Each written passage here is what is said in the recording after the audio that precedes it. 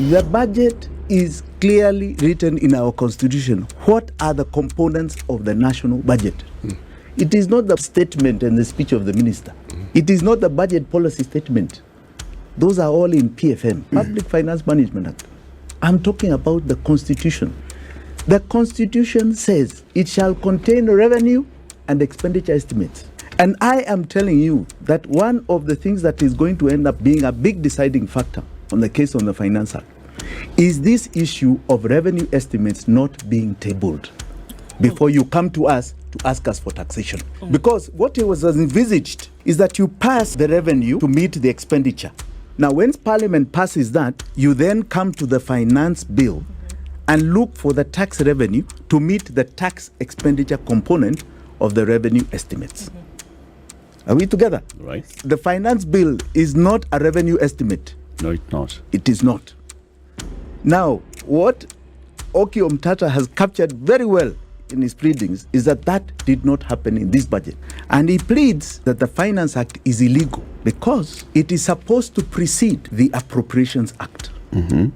And he pleads that the budget has not been tabled in full. And yet it's in the Constitution. It's in the Constitution. Over the last 10 years, revenue estimates have never been tabled to Parliament. So the budgets that have been passed over the last 10 years are actually unconstitutional budgets. So what has been going to Parliament in terms of that document called the budget estimates that is presented to Parliament? What does it contain? You see, the only estimates that go to Parliament over the last 10 years have been the expenditure estimates. Revenue estimates are never tabled. Jimmy, let me ask you, just so that I understand. So what exactly is the revenue estimate? Revenue estimates are very simply this.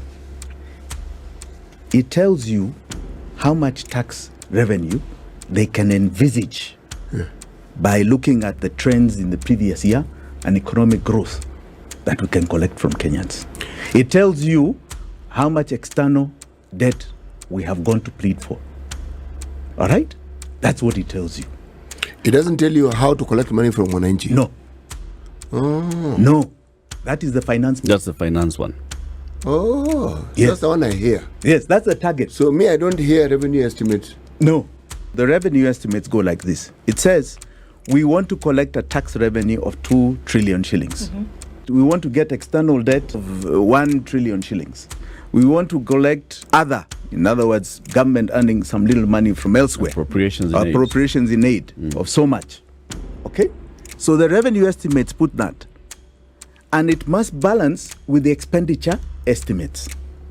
Now, when Parliament passes that, you then come to the finance bill and look for the tax revenue to meet the tax expenditure component of the revenue estimates. And the estimates, as per the Constitution, must have a revenue estimate and an expenditure estimate. Yes. Okay. The only thing we end up seeing as a revenue estimate from government are the monthly statements it issues in the Kenya Gazette, what is called the Statement of Actual Revenues and Net Exchequer Issues. And what I want to explain is why revenue estimates are never put.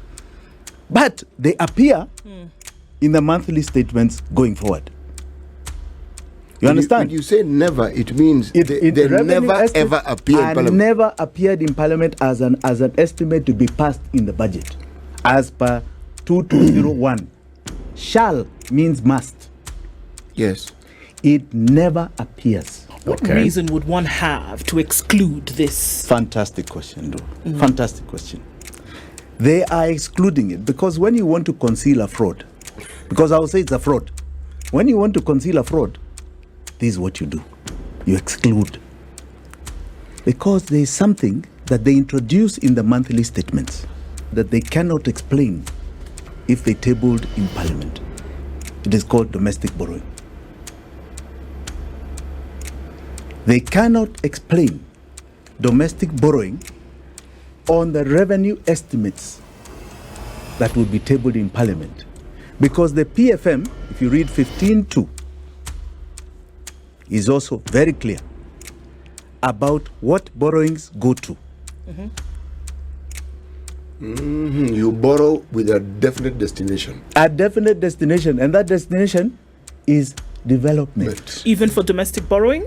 For any borrowing. Any borrowing? Any borrowing. To the Act is for development. Development. All right. In all these years that we have taken domestic borrowing, you do not find it funding any development project. So where does this money go? Because if it's borrowed, it is assumed it's for some function. Where the borrowings are from, the amounts, and what they're intended for.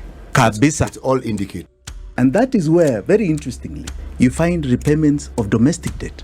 Yet there's not been an approval to take domestic debt. So you find we are paying for domestic debt, but we never approved its uptake. We never approved its loan anywhere.